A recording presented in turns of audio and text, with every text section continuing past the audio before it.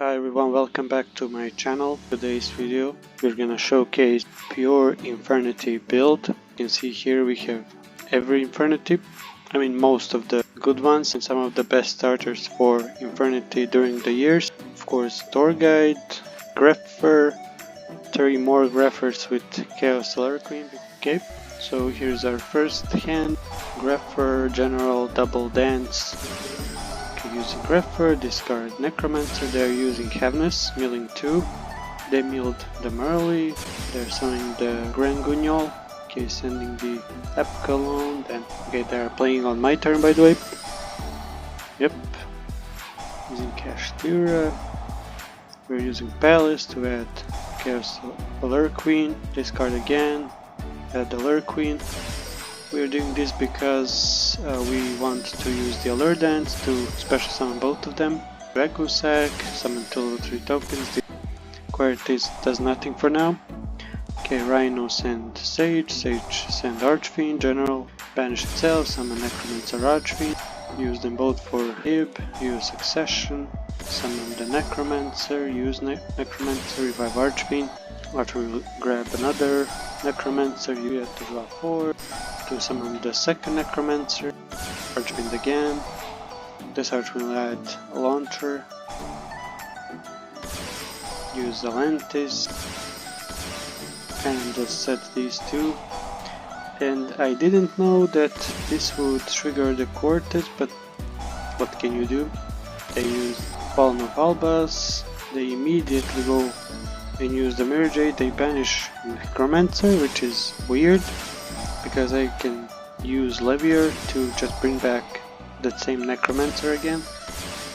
Use 2 monsters for the Finsmiths, Lacrima Sand Engraver, Lacrima Shuffle for Aerial Eater, Aerial Eaters to send Stygian, Shuffle back Engraver, use 4 for Echo Talker, then use Launcher for double Necromancer, Necromancer revive first Archfiend, go into Moon, use second Necromancer, use Archfiend once again for Paranoia to summon the Wildcat, then we'll use Conjurer for the Arms of Genesis, return 0, use Necromancer, revive Archfiend, grab the Barrier, Espional Knight, banish the Mirror Jade. Why? Because we can negate it with return 0. And this is insane board because we have Echo Talker, we have Espional Knight, we have Break, we have Double Barrier, and we have 5 monster negates with Arms of Genex return 0. So this is 10 interrupts, which is insane. They're using Poly, we're gonna negate it with Barrier, Blazing Cartesian, negate it, using Tearlaments Kashtira, negate it again. Second negate, third negate for the Sharon, Shadow Fusion not gonna go, and the opponent surrendered. Okay, this is a much worse hand, but we can still manage to play around it. Discard Engraver, special summon the Allure Queen, Draco Sack, summon 2 level 3 tokens for Cherbini. Cherbini send Rhino, Rhino will send Ares, and Ares will add Archfiend. Use Lacrima, we already have Engraver in our graveyard.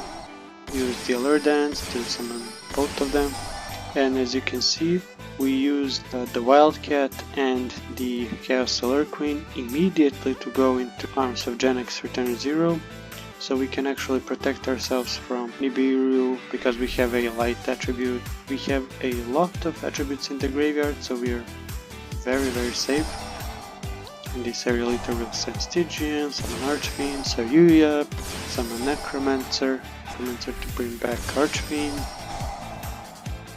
Archfiend will add another Necromancer.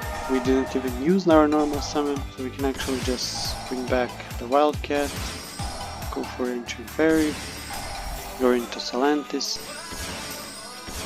Now we'll use Ancient Fairy and Necromancer for Moon, then Archfiend again, summon to add Launcher, summon Echo Talker, activate Launcher to bring back 2 Necromancers, first Necromancer, revive Archfiend, set the barrier, and may seem like it's not that great, but we have Echo Talker, Zelantis, we have 3 Infernities in attack position for barrier, we have 5 monster negates with return 0, so we are actually pretty safe, as you'll see.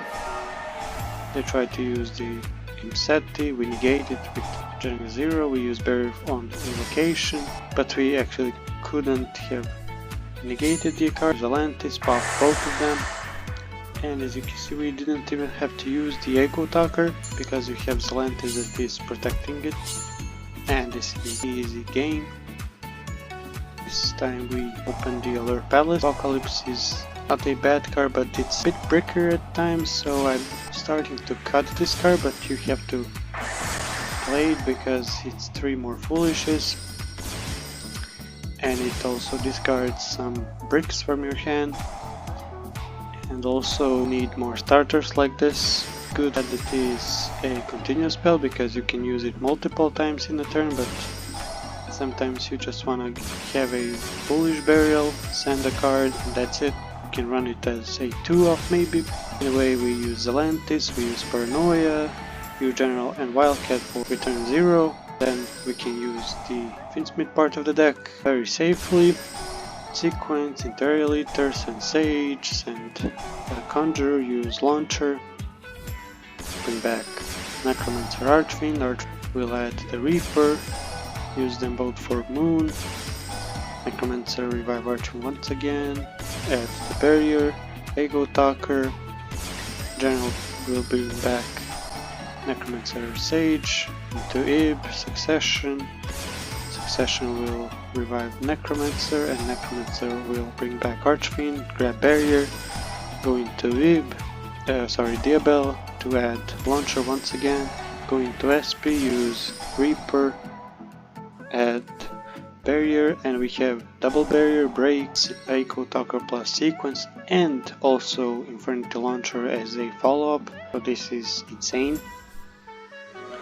Okay, Cartesia, negate by return 0, Ecclesia, negate by Echo Talker.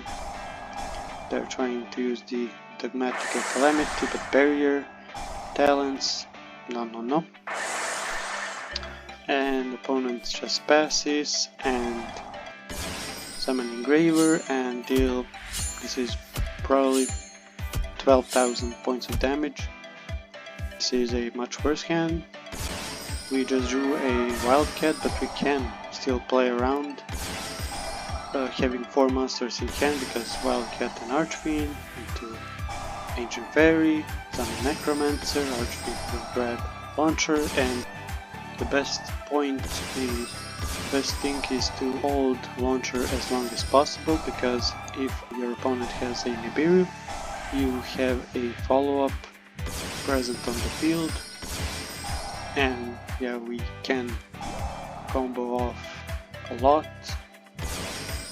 We probably should have used the Succession, but it's okay. We made the return 0, so we are protected from Nibiru. They use Ogre, we can negate it with return 0, use Launcher, summon Echo Talker, summon Necromancer and Archfiend. Archfiend will add the Barrier, Necromancer will revive another Archfiend, grab another Barrier, go for Moon, use Reaper to grab Break, go for SP, use Succession, bring back Archfiend again, use Paranoia, summon Conjure, and pass the turn. In standby, use Lacrima, shuffle herself back for Sequence, Barrel, Echo Talker negate, and it also gets banished. Negate the Maiden, negate the Prayers of White, and the opponent is just left with Sage, and this is a easy game. This is a very good hand. We start with Apocalypse and Necromancers and Ares and Archfiend. Discard Archfiend, equip the Ares, summon Alert Queen, summon Dracosac, 2 tokens for Cherubini,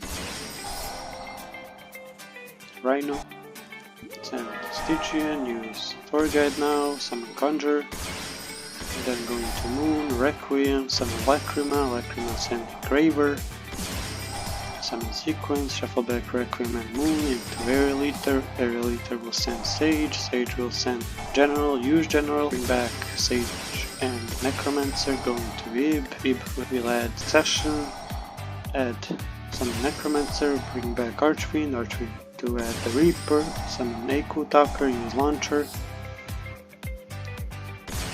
Archfiend and Sage, grab Barrier, go into Diabel, add Launcher, use Diabel and Sage for return 0, so you don't have to use 3 monsters for return 0, you can use a level 8 and level 2 Dark Tuner. So this is insane because this card is generic, and we ended up Echo Talker, Zelantis, Spell Knight, Double Barrier, Break, and we can just pop the Dormouse, negate the Malice in Underground, negate the Tactics, and their hand is just 3 more bricks. I mean, this Chessy Cat is good, but you have to draw it with some other cards to make it playable. So here is the deck list again. The deck performs really well, it's very explosive, it has a surprisingly good grind game, and in general is actually a very good card. And as more Infernity monsters get released, this card will get better and better. There are a lot of suggestions that you can play in your deck. There's the Armageddon Knight, you can play it instead of Tour Guide maybe, and you can play Crystal Wing, that's also a good option. You can play Void Ogre Dragon, very good option for Infernity for the past 15 years, fantastic card.